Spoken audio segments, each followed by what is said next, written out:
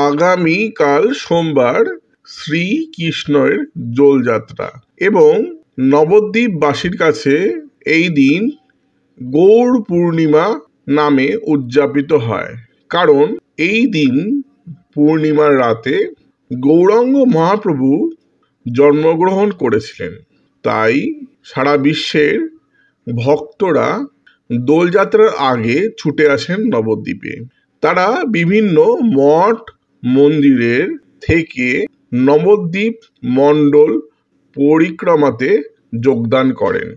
এই পরিক্রমায় শ্রী শ্রী চৈতন্য মহাপ্রভুর স্মৃতি বিজড়িত বিভিন্ন জায়গায় ছুটে যান তারা।